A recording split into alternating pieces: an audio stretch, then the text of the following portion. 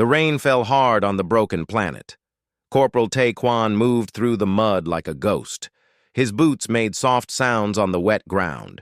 He had been alone for 3 days now, watching the enemy from the shadows. That was his job. Watch and report. Nothing more. The war had been going on for 3 months. Humans against the Valarans. Nobody really remembered how it started anymore. Both sides just kept fighting. Tae was tired of it, but he was a good soldier. He followed orders. He climbed up a rocky hill, staying low. His scanner beeped softly. Something was ahead. Something metal. Tae moved closer, his weapon ready. Through the rain, he saw it. A small ship crashed in a deep crack in the ground. The ship had Valaran markings on it. It looked like an escape pod. Tae should have called it in. That was the rule.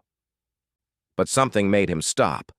The pod's door was half open. He could see movement inside. Slowly, he climbed down into the ravine. The rain got heavier. Thunder rolled across the dark sky. When he reached the pod, Tae looked inside. His breath caught in his throat. A child sat there, pressed against the back wall. She was small, maybe 12 years old. Her skin was pale blue, and her eyes were large and golden. Valaran. She wore torn clothes that had once been fine. Her left arm hung at a wrong angle, broken. The girl saw him and screamed. She tried to scramble away, but there was nowhere to go. Her golden eyes were wide with terror. "Please," Tae said softly, putting down his weapon. He raised his hands. "I won't hurt you." "Stay back, monster!" the girl shouted. Her voice shook with fear and pain. "My mother will destroy you all!" Tae noticed the markings on her clothes. Royal symbols. His heart sank. This was not just any Valaran child.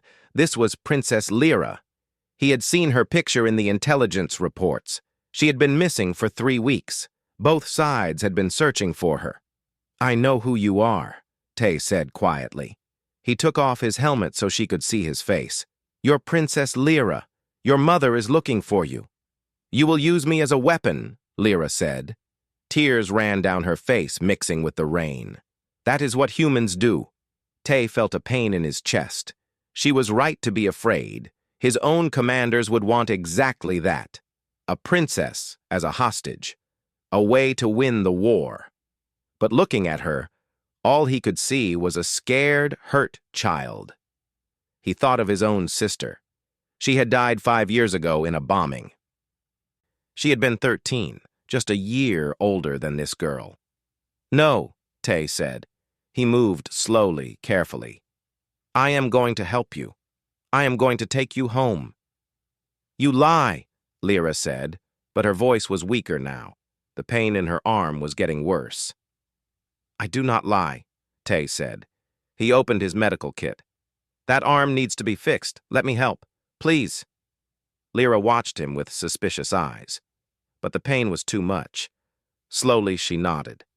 Tae moved closer. As gently as he could, he examined her arm. It was definitely broken. He had to set it. This would hurt. "This will be painful," he told her honestly, "but I will be quick. Can you be brave?" Lyra bit her lip and nodded again. Tae worked fast. The girl cried out when he set the bone, but she did not pull away. He wrapped the arm in a splint and gave her medicine for the pain. Then he wrapped a blanket around her shoulders. "Why?" Lyra asked quietly. "Why help me?" Tae sat back on his heels. The rain poured down around them. "Because you are someone's daughter," he said, "and you deserve to go home. War does not change that." "But we are enemies," Lyra said. "You are a child," Tae replied. "You did not start this war. Neither did I." He pulled out a ration bar and broke it in half. "Hungry?" Lyra stared at the food. She had not eaten in 2 days. Slowly, she took it. They ate together in silence, listening to the rain. "How far am I from home?" Lyra asked. 200 kilometers, Tae said. "Through very dangerous land. Both our armies are there." "Then it is impossible," Lyra said, her hope dying. "No," Tay said firmly. Difficult, not impossible. I will get you home, princess. I promise. My name is Lyra, she said quietly. Just Lyra. Tay, he said, touching his chest. Just Tay. For the first time, the girl's face softened just a little. Tay pulled out his communication device. He typed a short, encrypted message to his base. Found something important. Going dark for mission-critical objective. Then he turned it off completely. We leave at first light, Tay said. Rest now. You are safe. Lyra looked at him for a long moment. She was still afraid, still unsure. But something in the human's eyes made her believe him. She closed her golden eyes and, for the first time in 3 weeks, she slept without nightmares. Tay sat at the entrance of the pod, keeping watch through the night. Rain continued to fall. In the distance, he could see the lights of patrol ships searching the sky. Both human and Valaran, both looking for them. He had just made himself a deserter. He had just chosen one lost child over his duty to his army. His commanders would call it treason, but Tay had seen too much death in this war. Too many children left behind. He could not leave another one. As the night slowly turned to gray morning, Tay checked his supplies. He had food for maybe 5 days if they were careful. Water for 3. Medical supplies were low, and they had 200 kilometers of war zone to cross. Behind him, Lyra stirred in her sleep. She murmured something in her own language, a word that sounded like mother. Tay made his decision final. He would get her home, no matter what it cost him.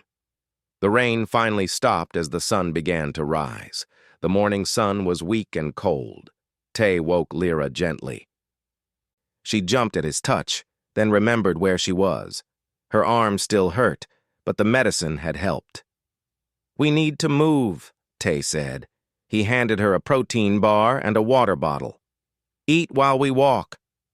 They climbed out of the ravine. The land ahead was rough and dangerous. Hills and valleys stretched for miles. Tay knew this area had patrols from both sides. They would need to be very careful. Lyra walked slowly at first. Her legs were stiff from days in the crashed pod. Tay matched her pace. He did not rush her.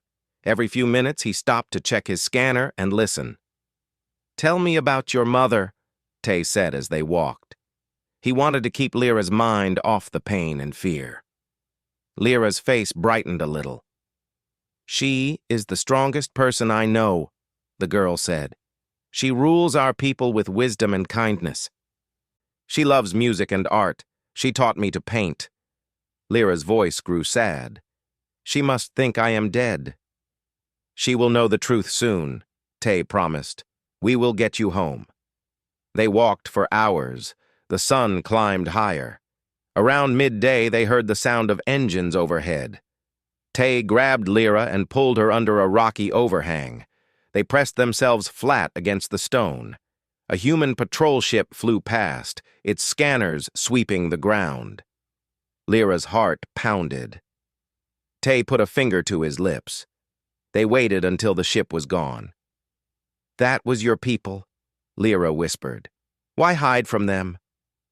Because they would take you from me, Tay said. They would use you to hurt your mother, to end the war their way. But is that not good? To end the war? Lyra asked. Tay looked at her seriously. Not if it means breaking a promise to a scared child. Not if it means doing something wrong to get something right. They continued walking. By evening, they had covered 20 kilometers. Tay found a small cave where they could rest. He built a tiny fire, keeping it small so the smoke would not be seen. He heated some ration packs for them to eat. What is Earth like? Lyra asked as they ate. She was curious now, less afraid. Tay smiled. Beautiful. We have oceans so big you cannot see the other side. Mountains that touch the sky. Cities with millions of people. My home was near the sea. I grew up listening to the waves. It sounds nice, Lyra said softly. Valara has 3 moons. At night they make everything glow silver. There are gardens in the capital that smell like honey and starlight. Starlight has a smell? Tay asked, amused. The flowers that bloom only under the moons, Lyra explained. We call them starlight flowers. My mother grows them. They talked for a long time. Lyra told Tay about her home, her studies, her friends.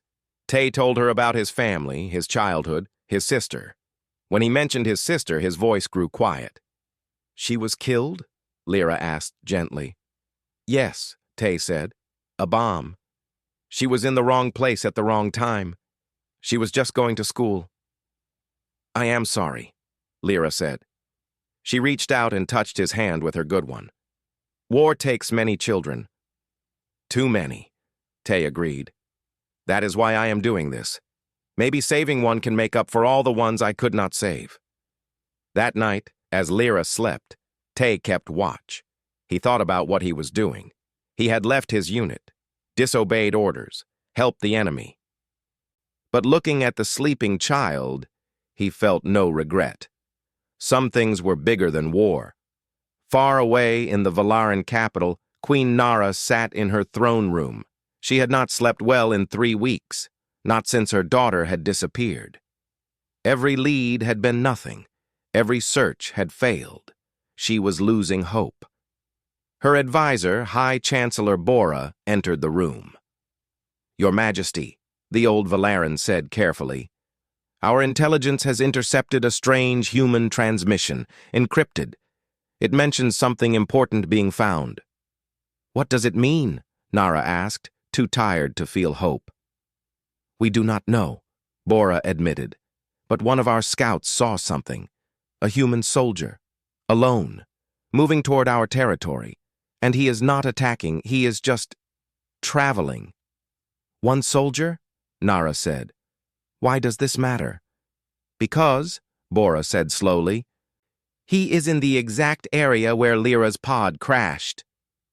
Nara stood up quickly. Send scouts. I want to know who this human is and what he is doing. Your Majesty, Bora said carefully, what if it is a trick? What if they are using Lyra as bait? Then they will face my full anger, Nara said. Her voice was ice and fire together. But if there is even the smallest chance my daughter is alive, I will take it. Send the scouts, now. Back in the cave, morning came again. Lyra woke to find Tay teaching her how to read his scanner. He showed her the symbols for friendly and enemy forces. He taught her how to tell distance and direction. Why teach me this? Lyra asked. Because knowledge keeps you safe, Tay said, and because I trust you. Something warm filled Lyra's chest. Trust. A human soldier trusted her. She smiled. It was a real smile, the first in 3 weeks. They traveled all day. The land got harder. They crossed a dried riverbed and climbed steep hills. Twice more they hid from patrols, once from humans, once from Velerons. Tay was protecting her from both sides now. On the 3rd day of their journey, they encountered something unexpected. A creature. It was big with 6 legs and sharp teeth. A predator from this planet.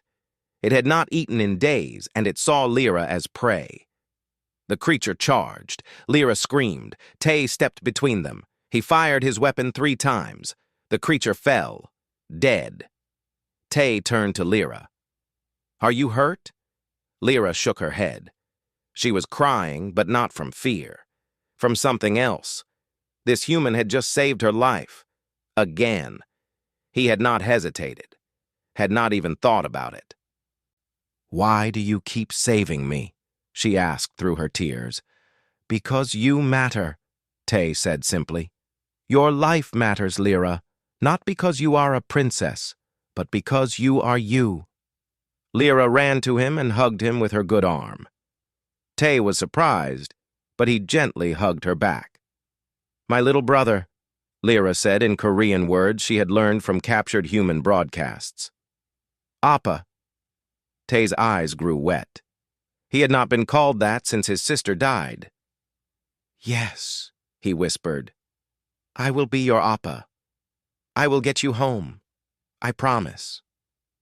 They rested that night in an abandoned outpost. Outside, ships flew overhead, searching the darkness. Both armies were looking for them now. The hunt had begun, but inside the outpost, a human and an alien sat by a small fire, sharing stories and building something stronger than armies. They were building trust, building hope, building family. And somewhere far away, a queen prepared her forces, hoping against hope that her daughter might still be alive. The fourth day began with bad news. Tay's encrypted communication had been broken. He discovered this when he briefly turned on his device to check for patrol movements. Messages flooded in, all from his command, all demanding answers. Commander Hyundai's message was clear. Tay, what are you doing? Report immediately. They know you have the Valaran princess. General Quan has ordered your return. Bring the girl to our lines. This is not a request. Tay deleted the messages. He looked at Lyra, who was washing her face with water from their canteen. She was humming a Valaran song. She seemed almost happy now. The fear in her eyes had faded over the past days. She trusted him. He could not betray that trust. Something wrong? Lyra asked, noticing his expression. We need to move faster, Tay said. They are coming. They packed quickly and started walking. The land here was more open. Fewer places to hide. Tay did not like it. His scanner showed multiple signals ahead and behind. They were being boxed in. By midday, they reached a river. The bridge across it had collapsed during the war. The water below moved fast and deep. Tay looked at his map. The next crossing was 30 kilometers away. Too far. They would be caught. We have to cross here, Tay said. How? Lyra asked, looking at the broken bridge. Only a few support beams remained, slick with moss and rain. Very carefully, Tay said. He went first, testing each step. The beam was narrow and wet. Below, the river roared. Lyra followed, her broken arm making balance harder. They were halfway across when they heard the engines. 3 human aircraft appeared over the hills. They were fast attack ships. Tay recognized them, his own unit. Move! Tay shouted. They ran across the beam. Lyra slipped. Tay grabbed her good arm and pulled her up. The ships circled overhead. A voice boomed from a speaker. Corporal Tay Quan! Stop! By order of General Quan, you are to surrender the prisoner immediately.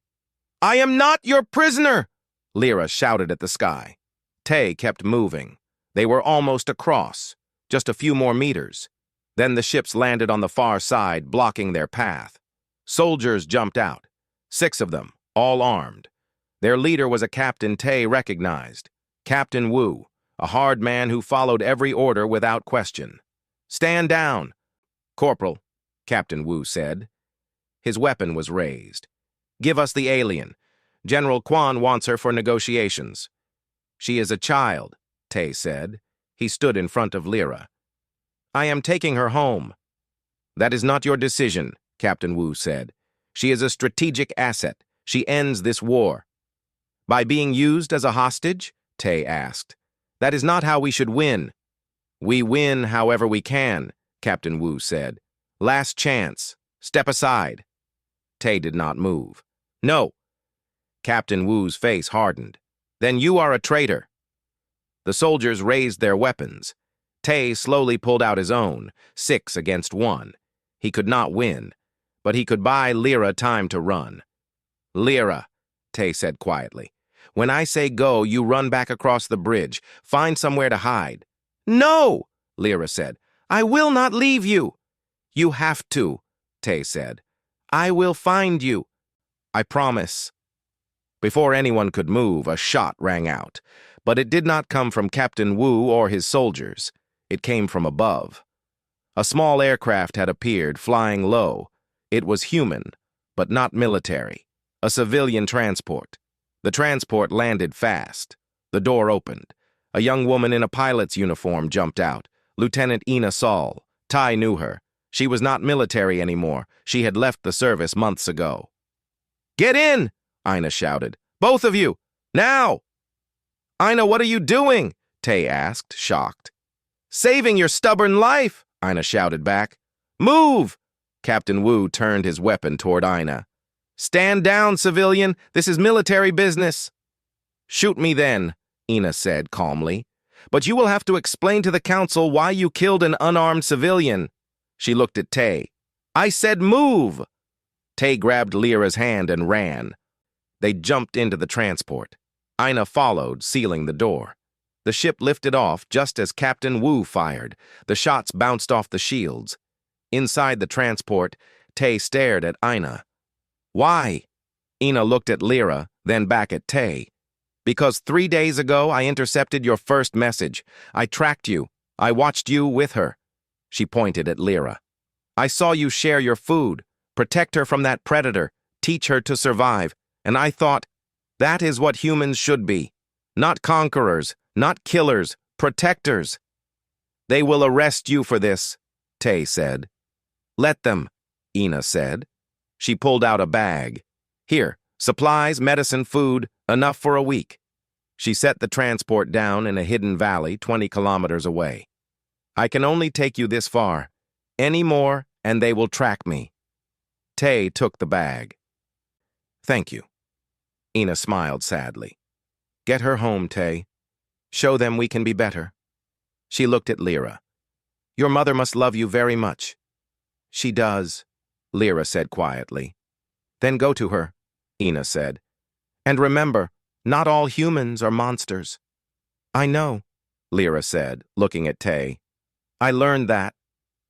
Ina gave Tay a map with false coordinates marked on it. Show this to anyone who asks. It will buy you time. They will search the wrong area for a while. They got out of the transport. Ina flew away, heading back toward human territory. She would face punishment for what she did, but she did not seem to care. Tay and Lyra walked through the valley as storm clouds gathered overhead. They had 50 kilometers left to Valaran territory, but now both armies were actively hunting them. The human forces wanted Lyra as a hostage. The Valaran forces did not know Tay was trying to help. You have good friends, Lyra said as they walked. I had one, Tay corrected, and now she is in danger because of me. Because of us, Lyra said. This is my fault too. No, Tay said firmly. This is the war's fault, not yours. Never yours. That night they sheltered in a cave. The storm hit hard. Rain pounded the ground. Lightning split the sky. They could not risk a fire. They sat in the dark, listening to the thunder. Tay? Lyra asked quietly. Yes? When this is over, will you visit Valara? Will you meet my mother? Tay was quiet for a moment. If she does not execute me for being human, yes, I would like that. She will not, Lyra said with confidence. I will tell her everything. How you saved me, protected me, kept your promise. She will see what I see. And what do you see? Tay asked. Family, Lyra said simply. You are my Appa now. Family does not leave family behind. In the darkness, Tay smiled. He was a deserter now, a traitor to his own army. He would likely never go home again. But sitting here with this brave alien child, he felt like he had made the right choice. The only choice. Outside, the storm raged. Both human and Valaran forces searched through the rain. The hunt was closing in. They had maybe 2 days before they were found. 2 days to cross 50 kilometers of the most dangerous territory on the planet. But they had each other, and sometimes that was enough. Sleep, Lyra, Tay said. Tomorrow will be hard. Tomorrow we get closer to home, Lyra said. That is worth any hardship. She fell asleep with her head on his shoulder. Tay stayed awake, keeping watch, protecting his promise. His sister could not be saved, but this child could, and he would make sure she was. The 6th day of their journey started badly and got worse. Tay's scanner showed red signals everywhere. Human forces were surrounding the area. They had found Ina's false coordinates and realized the trick. Now they were searching every valley, every cave, every possible hiding place. Tay and Lyra moved quickly through the rocky terrain. They were so close now, only 30 kilometers from Veleron territory, but those 30 kilometers might as well have been 300. "We are not going to make it, are we?" Lyra asked. She was tired. They both were. 6 days of running, hiding, barely sleeping. "Yes, we are," Tay said, though he was not sure himself. "We just need to be smart." They walked all morning, avoiding 2 patrols. By afternoon, they had covered 15 kilometers, halfway there. Then Tay's scanner started screaming warnings. A full strike team was ahead, 8 soldiers, moving fast, coming right toward them. "Run!" Tay said. They ran through a narrow canyon. Behind them, they heard shouts. The strike team had spotted them. Tay grabbed Lyra's hand and pulled her behind a rock. He checked his weapon. Not much ammunition left. Not enough for 8 soldiers. The strike team entered the canyon. They spread out, searching. Their leader was a captain Tay did not recognize, a young man with cold eyes. "Come out, Corporal Quan!" the captain shouted. "There is nowhere to go. Give us the alien and you will only face a court-martial. Keep running and you will be shot as a traitor." Tay looked at Lyra. She was terrified but trying to be brave. He made a decision. He stepped out from behind the rock, his hands raised. His weapon was on the ground. "I surrender," Tay said, "but the girl goes free." "No," Lyra shouted. She tried to run to him, but Tay had told her to stay hidden. "That is not how this works," the captain said. He signaled his men. They moved forward. Tay knew what he had to do. It was the only way. He grabbed a small device from his belt, a flash grenade. Not lethal, but it would blind everyone for a few seconds. "Lyra!" Tay shouted. "When I say run, you run! Do not stop! Follow the sun! It will lead you to your people!" "Tay, no!" Lyra screamed. Tay threw the grenade. Light exploded. The soldiers cried out, covering their eyes. In that moment, Tay ran. Not away from them. Toward them.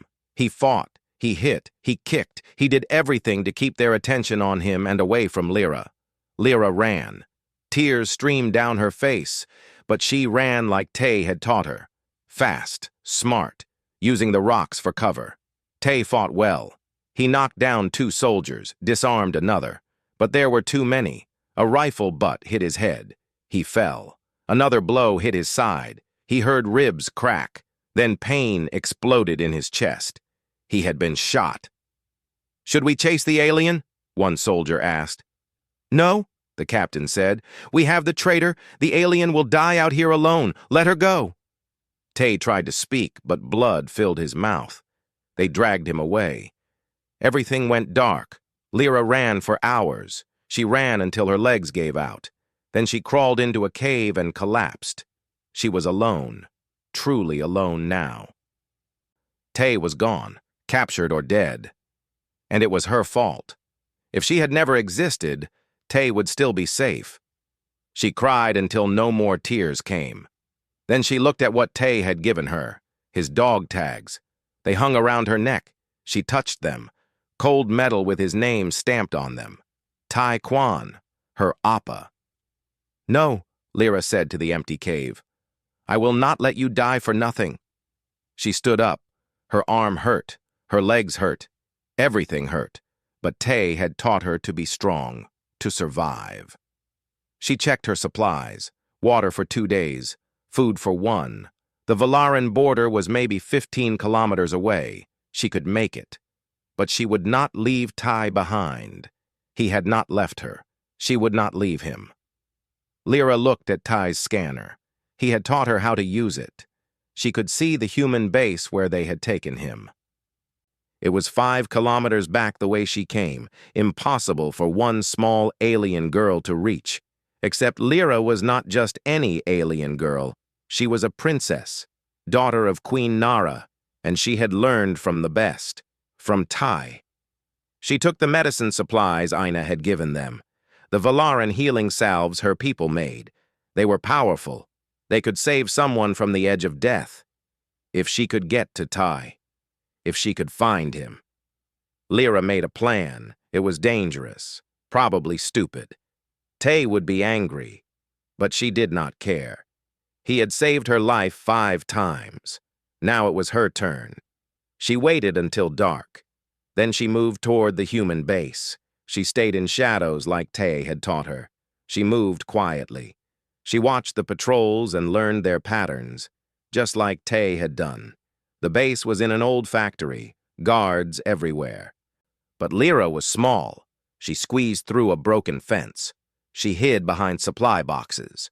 She moved like water, flowing around obstacles. Inside, she heard voices, human soldiers talking.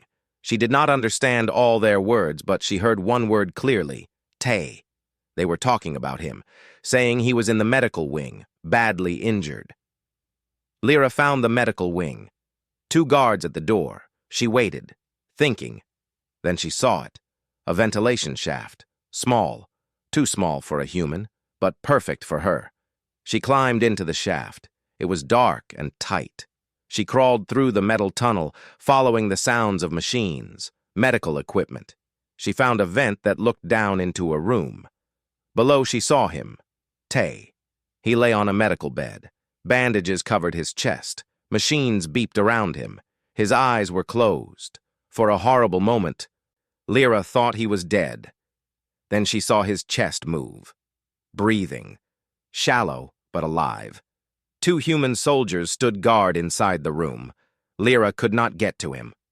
Not yet. She watched and waited. After an hour, 1 guard left. Only 1 remained. He looked tired, bored. Lyra had an idea. A crazy idea. She took a small piece of metal from the shaft and dropped it down another vent. It clanged loudly in the hallway outside. The guard's head snapped toward the sound. He went to investigate. Lyra dropped from the vent. She landed quietly next to Tay's bed. She touched his face. His skin was cold. "Appa," she whispered. "I am here." Tay's eyes opened slowly. He looked at her. Confusion, then fear filled his face. "Lyra," he whispered. His voice was so weak. "No, you should be safe. You should be home." "You came for me," Lyra said, pulling out the Velaran healing salve. "Now I come for you." She opened his bandages. The wound was bad. Very bad. She spread the salve over it. The medicine glowed softly, working immediately. "They will find you," Tay said. "I know," Lyra said, "but I will not leave you." She gave him water. "You taught me that family does not abandon family. You are my family." Tay tried to sit up, but pain stopped him. "Lyra, listen. You need to go. Run to your people. Tell them where I am. They can use me as a prisoner exchange, but you must survive. Promise me." Lyra shook her head. Tears fell on his face. "I promise nothing except this. We go home together, or we do not go at all." The guard's footsteps returned. Lyra had seconds. She kissed Tay's forehead like her mother had always done to her. "I will come back," she whispered. "I will bring help. I will save you like you saved me." She climbed back into the vent just as the guard entered. He did not notice anything wrong. Tay's wound had stopped bleeding because of the salve. The medicine would keep him alive for days now instead of hours. Lyra crawled through the darkness. She knew what she had to do now. She had to reach her people. Tell them everything. Bring them back for Ty. He had crossed 200 kilometers of war zone for her. She would cross 15 for him. She escaped the base and ran into the night. The Velaran border was close, so close. She ran until the sun rose, ran until she saw them. Velaran scouts, her people. They saw her and raised weapons. A human child would have stopped, but Lyra kept running, right at them. "I am Princess Lyra," she shouted in her own language. "Daughter of Queen Nara, take me to my mother, now!" The scouts stared in shock. Princess Lyra, missing for weeks. covered in dirt and wearing human dog tags. Alive. "Please," Lyra said, collapsing at their feet. "My mother! I must see my mother!" The scouts called for transport immediately. Within minutes, a royal ship arrived. Lyra was rushed aboard. They flew toward the capital, toward home, toward her mother. But Lyra's mind was not on home. It was on a wounded human soldier lying in an enemy base. A soldier who had given up everything for her, a soldier she would not abandon.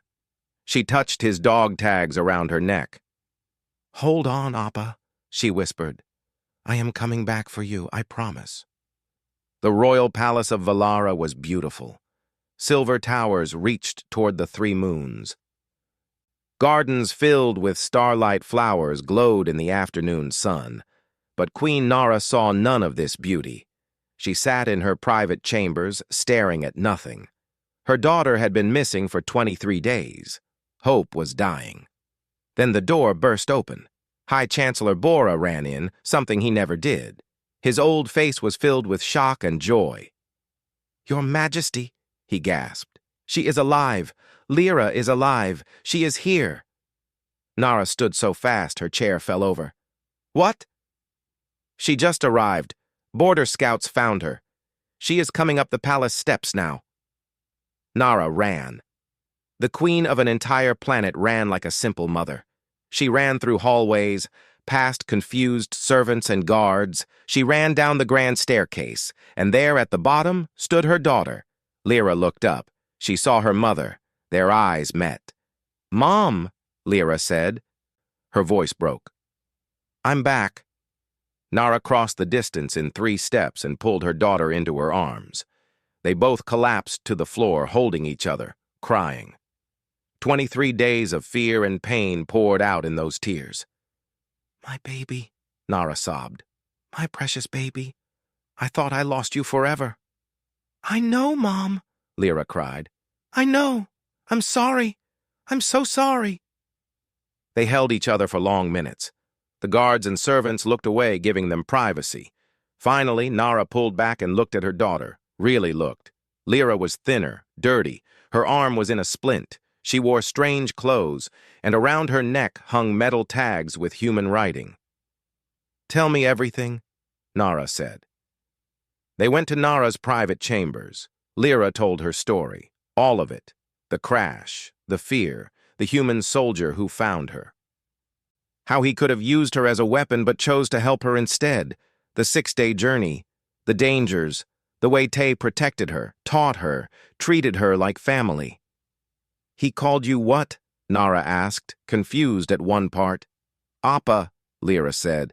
"It is a human word, Korean. It means older brother. He became my brother, Mom, my family." Nara listened to it all. When Lyra told her about Ty being captured and wounded, about sneaking into the human base to save him, Nara's eyes went wide. "You did what?" Nara asked, her voice rising. "You went into an enemy base alone?" "He came for me," Lyra said simply. "I had to try." Nara pulled her daughter close again. "You foolish, brave girl." "Mom," Lyra said urgently, "we have to save him. He is dying. The humans will execute him as a traitor. Please, he gave up everything for me."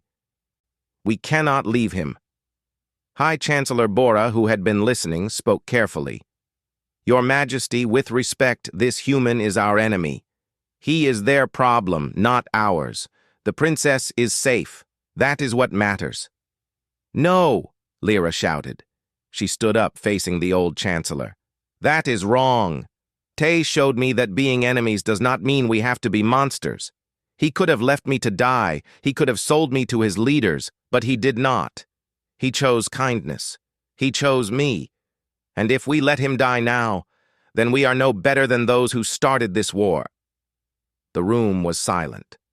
Nara looked at her daughter.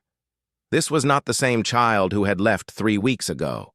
That Lyra had been sheltered, protected from the harsh realities of war. This Lyra had seen death, had faced danger, had learned what true courage meant. "You have grown," Nara said softly. Tay taught me, Lyra said. He taught me that strength is not about weapons or armies. It is about doing what is right, even when it costs you everything. Nara stood. She walked to the window and looked out at her planet. For 3 months, they had been at war with humanity. So much death, so much hate. And for what? She had forgotten why it started, just like the humans probably had. If I send forces to rescue this human, Nara said slowly, it could be seen as weakness. It could make the war worse. Or, Lyra said, it could be seen as strength. The strength to choose peace over revenge, to choose honor over hatred. Nara turned to her daughter. She smiled, a real smile for the first time in weeks. When did you become so wise? I had a good teacher, Lyra said, touching the dog tags around her neck. Nara made her decision. She turned to her military commander, who had entered during the conversation. Commander Hanseo was a hard soldier, but he was also honorable. Commander, Nara said, prepare a strike team, small, fast.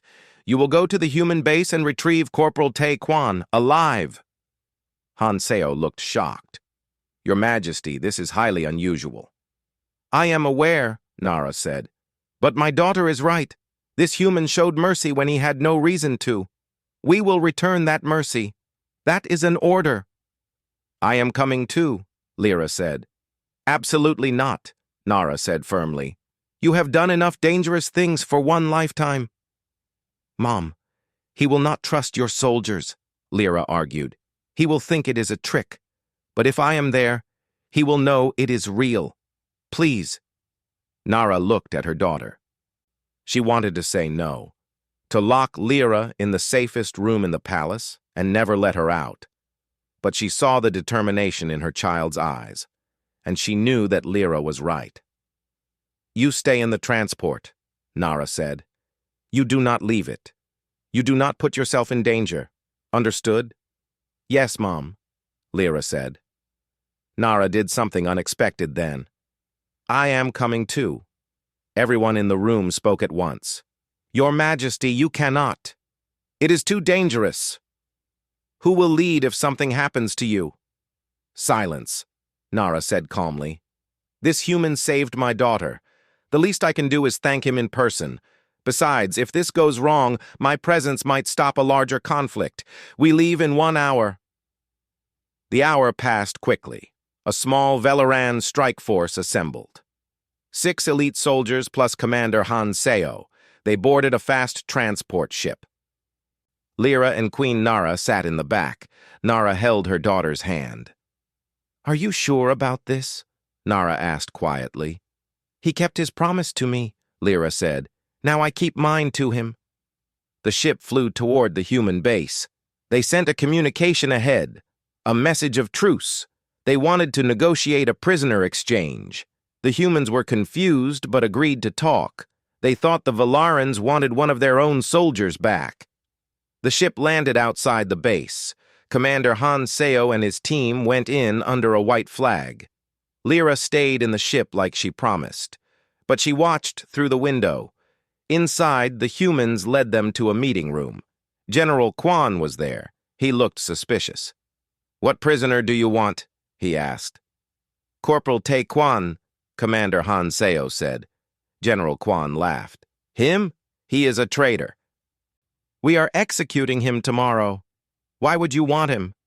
Because, a new voice said. Queen Nara entered the room.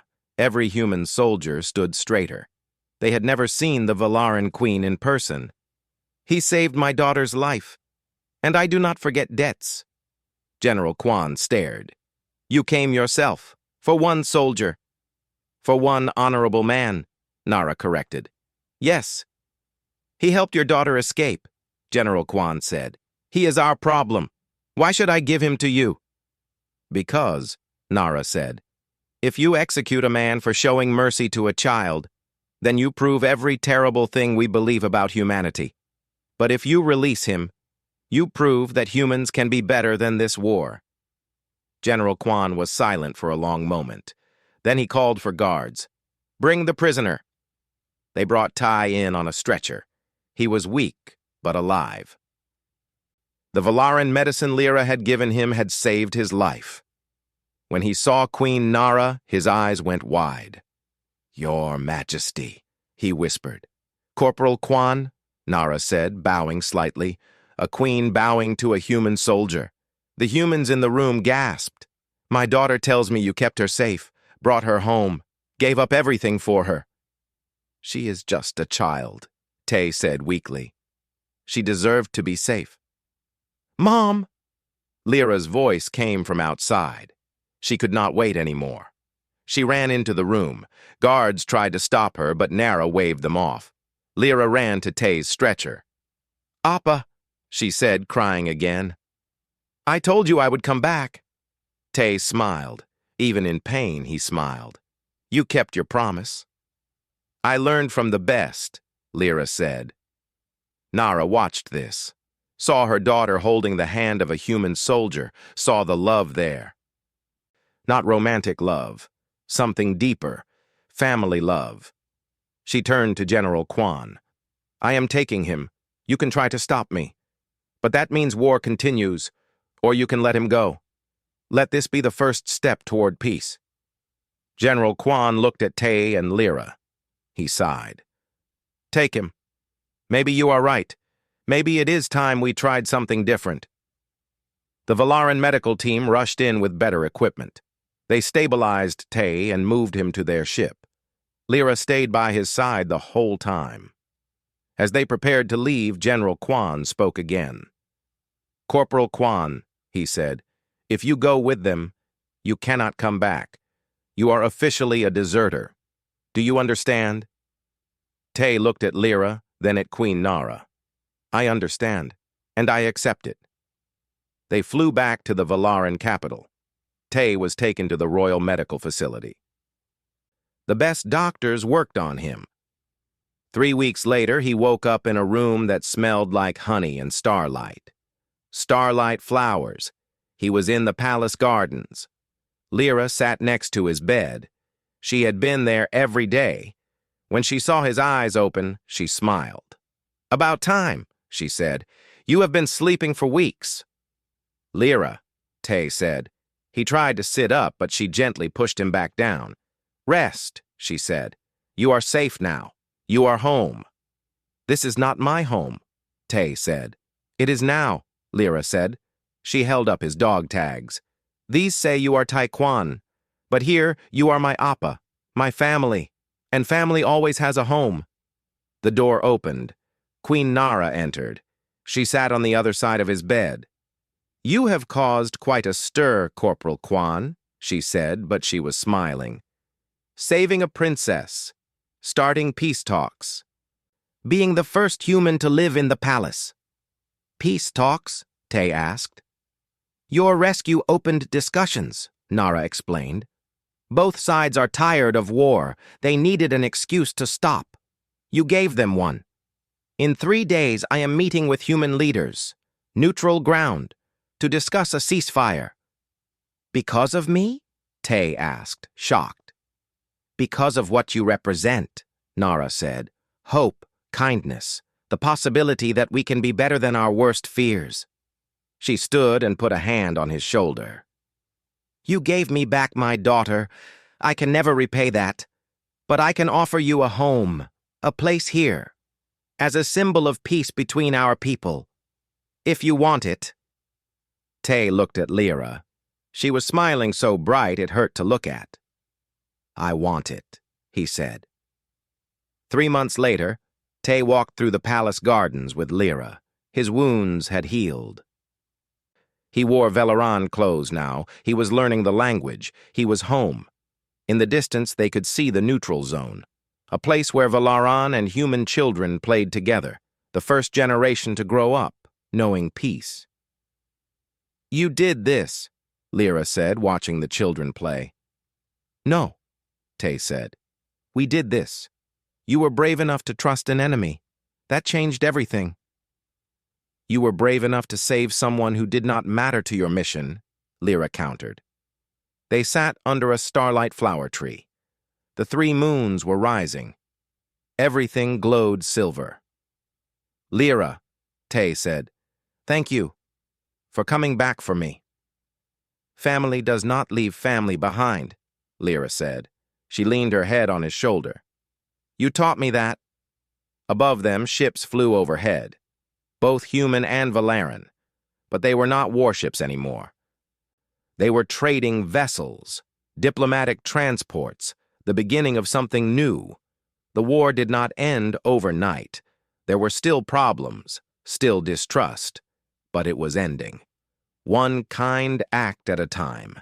And it all started with one human soldier who chose to save one alien child, who proved that courage is not about fighting.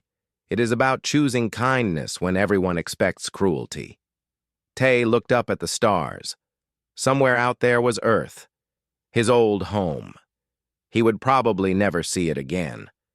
But looking at Lyra, at the peaceful garden, at the children playing together in the distance, he felt no regret. He had found something worth more than going back. He had found purpose, family, hope. He had found home.